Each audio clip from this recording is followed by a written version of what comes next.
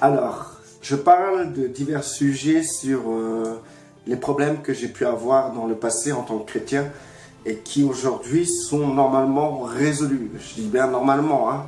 Donc du coup, je peux en parler et aussi pourquoi j'en parle, parce que je sais que cela touche beaucoup de personnes. Et donc, à travers ce que j'ai pu vivre et le travail que le Seigneur a fait en moi, je peux exhorter les frères et les sœurs et surtout les conforter, les réconforter et les amener à se tranquilliser et à se rapprocher du Père avec simplicité. Donc du coup, c'est pour ça que je fais ce genre de vidéo. C'est surtout pour édifier les personnes, leur faire comprendre que rien n'est une fatalité et qu'il y a des problèmes que nous devons régler. Ces problèmes sont infimes, mais c'est ces petites choses qui nous empêchent de faire de grandes choses. Donc du coup, il est important d'y réfléchir et surtout certains comportements doivent être analysés avec beaucoup d'observation, quoi, en fait. Et surtout, que cela soit réglé dans notre vie. Alors, un autre problème dans lequel j'ai pu me développer, lorsque j'étais chrétien, bien sûr, c'était la paranoïa. J'étais parano. Du coup, c'est pas étonnant parce que dans le passé, avant d'être chrétien, je fumais des joints. Et ce genre de substance a tendance à rendre les gens parano. Donc du coup, quand je fumais, quand j'étais un consommateur, j'étais tout le temps angoissé, parano, je voyais le mal partout, j'avais peur, j'étais pas tranquille en fait, et du coup j'étais limité, totalement limité. Et du coup, cela est resté en moi lorsque j'ai donné ma vie à Christ. Et il faut comprendre que lorsque nous venons à Christ, il faut savoir que nous ne changeons pas comme ça. Si tu as des défauts, en venant à Christ, eh ben, je peux te dire que tu as toujours ces défauts. Et ensuite, cela demande un travail que Christ va faire dans ta vie pour détruire justement ces forteresses de pensée, ces structures dans lesquelles tu es en défaut devant l'Éternel, devant les hommes et aussi envers toi-même. Et du coup, la paranoïa, c'est quelque chose qui m'a hanté. Et je peux vous dire que ça fait pas très longtemps que je m'en suis débarrassé. Donc, il faut savoir que cela touche la majorité des frères et des sœurs. C'est pas comme si ce genre de choses, si je fais des vidéos, c'est que cela touche beaucoup de gens de toute manière. Je fais pas des vidéos juste pour parler de moi parce que ça m'intéresse pas de parler de moi. Mais par contre, il est important de témoigner. Parce que nous avons vaincu justement Satan par le sang de l'agneau et par notre témoignage. Et plus on témoigne, plus on réveille les consciences, on édifie les frères et sœurs, on les exhorte, on les pousse à aller plus loin avec le Seigneur, ça les réconforte. Donc du coup, c'est important de témoigner, c'est important de parler, c'est important de dire ce que le Seigneur a fait dans vos vies. C'est très important. Parfois, au lieu de parler de Jésus, parlez de ce que Jésus a fait dans votre vie. Et vous allez voir, la différence est grandiose. Quand vous allez vers les gens et vous leur prêchez une religion, vous leur prêchez Jésus, pour eux, vous n'êtes pas plus qu'un prêtre catholique qui va faire la messe le dimanche. C'est pareil pour les gens du monde. Mais par contre, si vous parlez de ce que ce Dieu vivant fait dans vos vies, et là, c'est différent, parce que c'est palpable, c'est quelque chose qui est à leur disposition. Et ils peuvent se dire, si Dieu fait ça dans sa vie, donc il peut faire ça aussi dans ma vie. Ça sert à ça, le témoignage. C'est de montrer que voilà ce que Dieu a fait dans ma vie, et voilà ce que Dieu peut faire dans vos vies. Voilà. Donc du coup, c'est une petite introduction, hein. Donc, d'ailleurs, quand je fumais, dans le passé, j'avais peur de prendre le volant parce que j'avais peur de tout le temps me faire arrêter, j'avais toujours la barre au ventre, j'étais pas tranquille, quand je devais aller travailler, j'avais du stress qui était tout le temps là, ce besoin de consommer aussi, etc. Tout ça, ça crée du stress et ça engendre une destruction dans le cerveau. Il faut pas croire, celui qui boit, celui qui fume, celui qui se drogue, celui qui est dépendant d'une chose, détériore quelque chose dans son cerveau et justement, si la personne doit arrêter ce genre de choses, il doit réapprendre à vivre et à se contenter du strict minimum pour se sentir bien, sans se contenter de quelque chose d'autre pour satisfaire justement un plaisir dans son corps. Donc du coup, la parano se crée aussi par des événements tragiques du passé. Par exemple, quand tu es enfant et que tout le temps tu as vécu dans une ambiance malsaine et violente, eh ben, il est certain à 300% que vous êtes parano, que vous êtes devenu parano plus tard. Et du coup, il n'y a pas que ça, il y a aussi d'autres circonstances. Et cela peut se créer aussi quand vous êtes adulte. Il suffit que vous vivez des choses, des déceptions, etc. pour que vous puissiez par la suite devenir parano. C'est-à-dire si vous avez échoué à des tests, eh ben, il suffit que vous devez passer un test aujourd'hui, que vous vous angoissez, vous devenez parano, etc. Mais il existe une autre forme de paranoïa qu'on est souvent touché, c'est penser que les autres pensent mal de nous, ou bien parlent mal de nous. Et du coup, cette paranoïa, c'est quelque chose qui nous ronge et qu'il faut régler ça au plus vite parce que justement, c'est cet outil-là que le Satan utilise pour nous déviser. Par exemple, ça vous est jamais arrivé d'être avec des personnes et penser peut-être que ces personnes-là parlent sur vous. Et parfois, vous voyez une personne se comporter d'une certaine manière et vous sentez au fond de vous qu'elle a parlé sur vous. Vous savez, ça peut être vrai comme ça peut être faux. Mais vous n'étiez pas là pour savoir. Et donc du coup, vous allez vous faire des films et vous imaginez même ce que la personne a dit.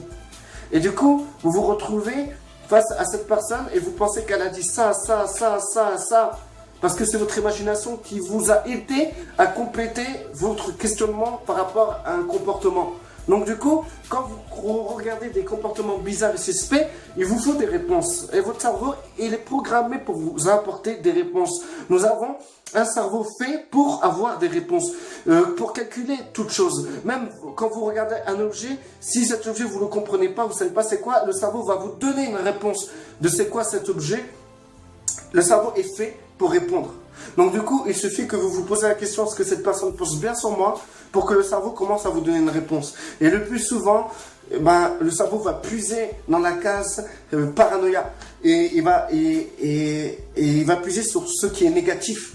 Et du coup, vous allez penser que peut-être on pense mal sur vous. Et ça va détériorer votre relation avec vos frères et sœurs ou vos prochains.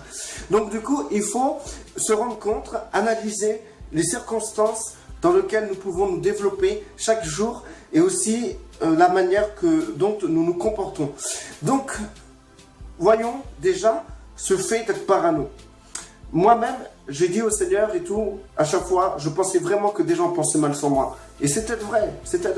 Mais s'imaginer ce que ces personnes doivent dire sur toi, là, c'est quelque chose de bizarre.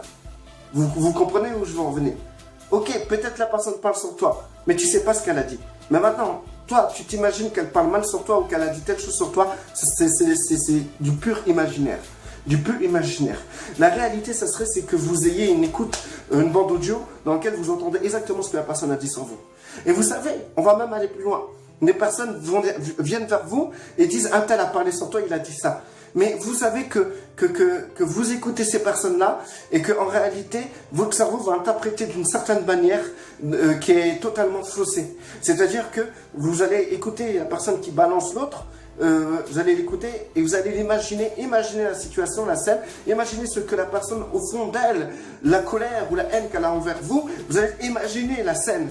Et donc du coup, c'est quelque chose qui va vous induire en erreur. Même si la personne vous dit ce que la personne a dit, ça va vous induire en erreur.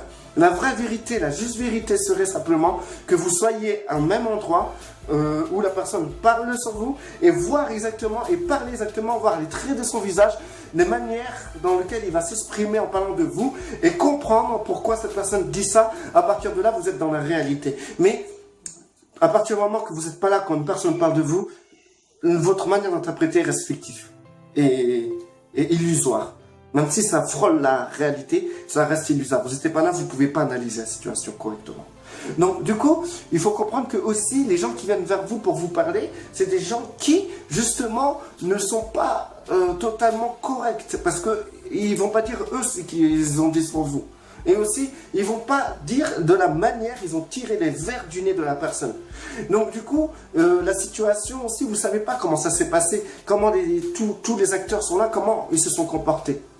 Et souvent, vous savez, souvent vous-même vous pouvez témoigner cela parce que vous-même vous avez été hypocrite. Plusieurs fois, quand des gens viennent et que la personne parle d'une autre personne, et vous êtes là, ah ouais, il a fait ça, ah ouais, ok. Rien que faire ça, c'est aider l'autre personne à développer des choses sur vous. Sur l'autre personne, excusez-moi, sur l'autre personne. Du coup, vous savez, il y a toute une scène d'acteurs, toute une scène de paroles, toute une scène de manières, de gestuels qui se passe lorsqu'une personne parle contre vous. Et si vous n'êtes pas là, vous pouvez pas être totalement dans la réalité de cette interprétation qui est de savoir ce que la personne pense vraiment de vous. D'accord? Donc, parfois, il y a aussi la langue qui parle plus vite que la pensée. Et souvent, les gens parlent aussi bêtement. Désolé de dire ça. Donc, du coup, moi-même, dans ma vie chrétienne, j'ai tout le temps été parano et ça a créé des dégâts. Parce que, en fait, j'en voulais à des gens et les gens ne comprenaient pas pourquoi je leur en voulais. Parce que, en fait, dans ma tête, je me suis imaginé que ces personnes, on peut dire ça sur moi. Ou bien, j'ai écouté d'autres personnes me parler de ces personnes qui ont parlé sur moi. Et, en fait, je me suis fait des films, etc. Et du coup, ça m'a rendu mauvais vis-à-vis de mon prochain. Et du coup, j'avais une vie chrétienne assez déséquilibrée par rapport à mes frères et sœurs. Parce que si vous n'avez pas une vie chrétienne équilibrée avec vos sœurs et frères, vous êtes totalement déséquilibré de votre vie chrétienne en général. Parce que vous ne pouvez pas ne pas être équilibré avec le corps du Christ et être en paix avec la tête qui est Christ. Si vous êtes en paix avec la tête qui est en Christ, parce que vous êtes en paix avec les frères et sœurs qui est son corps. Le corps ne peut pas se diviser. Vous devez vous entendre avec tout le monde et être en paix avec tout le monde. Du coup, moi-même, j'ai dit, Seigneur, voilà, telle personne pense ça de moi, parle comme ça sur moi, je ne supporte plus, je n'arrive plus à accepter ça, je te demande, Seigneur, de faire le nécessaire, etc. Et du coup, le Seigneur, petit à petit, commence à m'éclairer sur ce sujet. Et du coup, un jour, le Seigneur m'a fait comprendre qu'il ne faut pas faire attention à ce que les autres pensent de toi, mais par contre, toi, tu dois faire attention de comment tu te comportes envers eux. Il ne faut pas faire attention de comment les gens se comportent envers vous, mais il faut faire attention comment vous vous comportez envers eux. Et pour le Seigneur, c'est ce qui compte. Lui, le Seigneur, il ne va pas se prendre la tête à être votre garde du corps et à vous protéger contre les comportements néfastes des gens envers vous, surtout que ça se fait derrière votre dos. Le Seigneur, il n'est pas là pour écouter vos portes et vous défendre.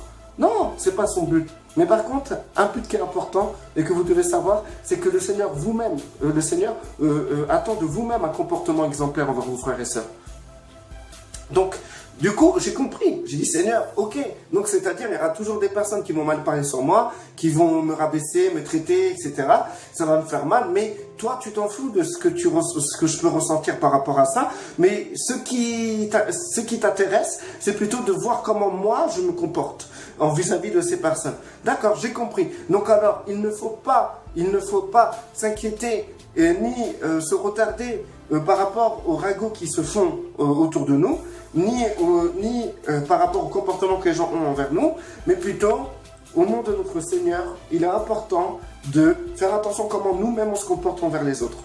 Et du coup, je suis comme ça, et quand je revois des scènes, etc., ou quand des gens parlent sur moi, ou que j'entends des échos, eh ben, je commence à contrôler mes émotions en me disant, de toute manière, ça, je peux pas contrôler comme situation, je peux pas contrôler les gens sont libres de parler, ils sont libres de parler de moi, je peux pas les en empêcher, ils ont leur libre arbitre, Dieu lui-même ne peut pas les en empêcher, donc moi je pourrais rien faire, ni leur montrer qui je suis réellement, ça c'est pas mon problème, de toute manière, j'ai rien à prouver à personne, mais par contre, je dois prouver à mon Seigneur que moi je dois bien me comporter. Donc, au lieu de les voir et régler mes comptes, parce qu'avant, moi, quand je pensais que quelqu'un parlait sur moi, ou quand j'entendais quelqu'un parler sur moi, j'allais régler mes comptes. Hein. C'est pour ça que j'ai eu beaucoup de problèmes.